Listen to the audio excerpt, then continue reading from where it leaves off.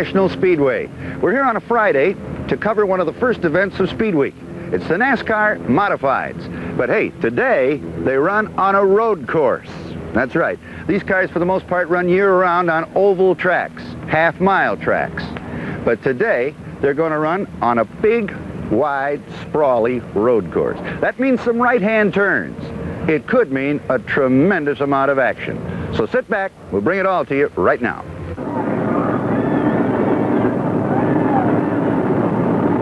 The pace car leads the entire field around on the parade lap for this Permatex 200 Modified Championship road race. A good share of the race will be run on the high bank oval speedway. However, they also use a winding, twisting infield course with several right-hand turns. And for these boys that are used to the short oval tracks, it's a whole new ball game. Maynard Troyer in the Mustang, number 6, had fastest time and starts on the pole. Alongside in car 1 is Ray Hendricks driving a Camaro. 26 Paul Radford and 61 Richie Evans have the second row spots. Then it's Geoff Bodine, Jerry Cook, and Bobby Allison. 39 cars onto the tri-oval. There's the green, and they're off.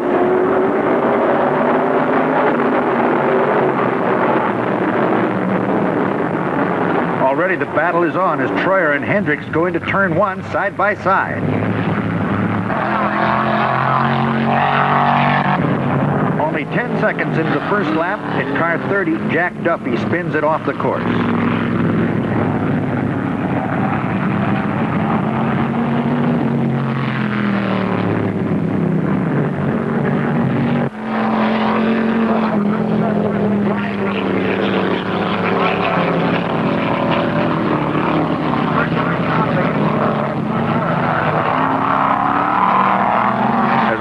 Wind out of the infield course and onto the oval. Troyer has the lead. 26 Paul Radford is second in the Gremlin, with 61 Richie Evans third. On the high banks, Bobby Allison in the Camaro number 2 moves up to 4th.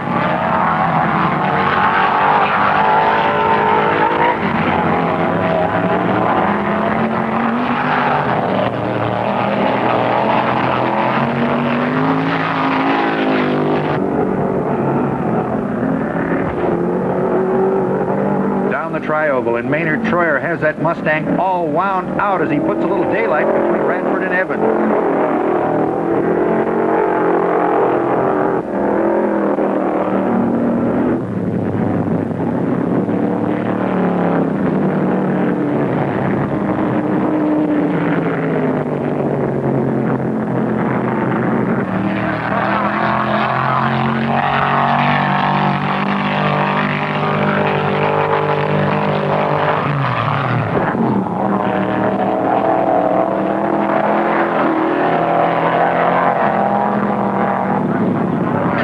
At number 6 like he's riding on a rail.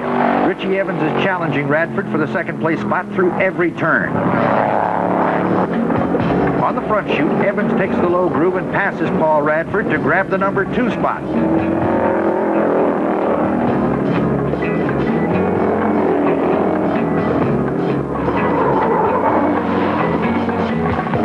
Johnny Peterson loses his Ford going into turn 3 and goes off the track, but he whips it around and gets back in the race.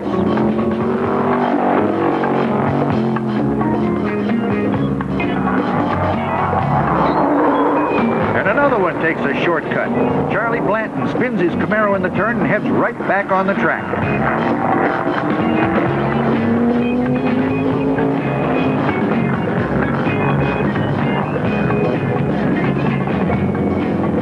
Turn 5, Troyer begins to lap some of the slower cars. He's flying in that Mustang, with Richie Evans second, Paul Radford third, and Bobby Allison fourth. Car 51 goes on a spinner. That's Roy Stammy driving a 72 Chevy. The 0 car gets a push behind the wall out of the race. For 9 laps, it was driven by Hollywood star Paul Newman, who probably wanted to find out what the real thing was all about.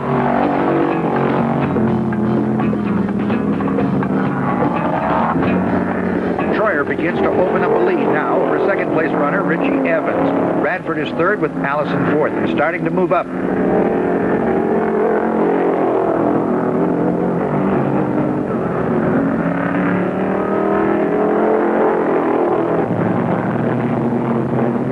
the infield course. Paul Radford dives low under Evans, and the Gremlin is now number 2.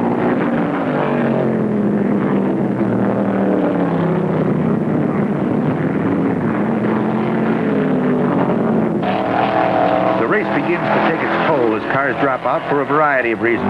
This one blew the engine. Jimmy Griffin is the driver in the Pinto number 12. At about the same time, Troyer's Mustang popped a valve, and the leader that looked so strong goes out of the race. Car 26, Radford, has the lead, but he's having handling problems. Meanwhile, Bobby Allison is second and pushing hard.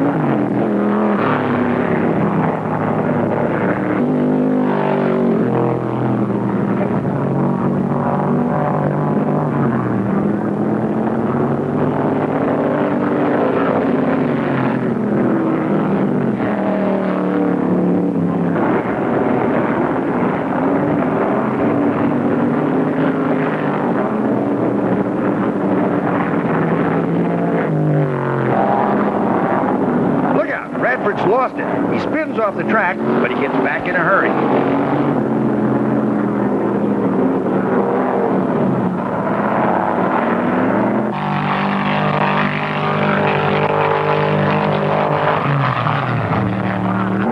On the next lap, Radford pits his Gremlin. They discover a loss in oil pressure and pull the car out of the race. With Paul in the pits, Bobby Allison streaks by in his Camaro to take over the lead.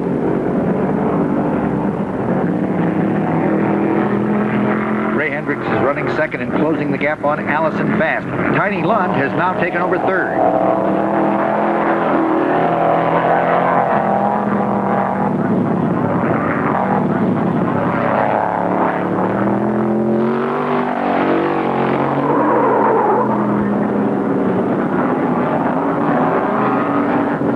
On the 31st lap, the second-place contender Ray Hendricks blows on the infield course and wheels his Chevy off into the grass out of the race.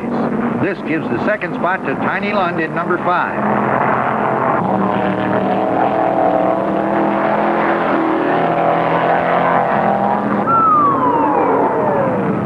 If spin-out sold for $1 a pound, you could retire on this one. That was number 15, Bugsy Stevens. They're all looking for a shortcut.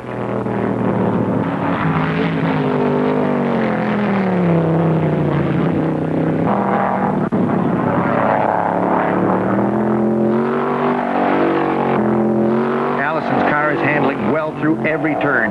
He just returned from a road race at Riverside a couple of weeks ago, and he has a little more experience on this type of track than the other drivers. Tiny Lund is second and trying everything in the book to close on Bobby.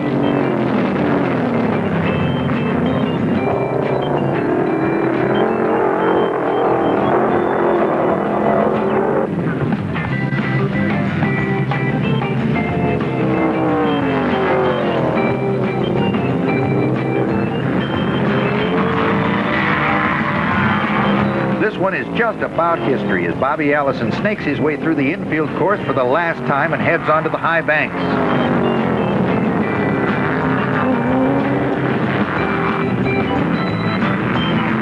Tiny Lund survived long enough to finish second. John Bryant in the Gremlin number 57 takes home the third-place money, and the Canadian boy Denny Giroux finishes fourth. Now Bobby pushes his Camaro down the tri-oval and under the checkered flag, winner of the Permatex 200 and a heads-up start on the 1974 Daytona Speedweek.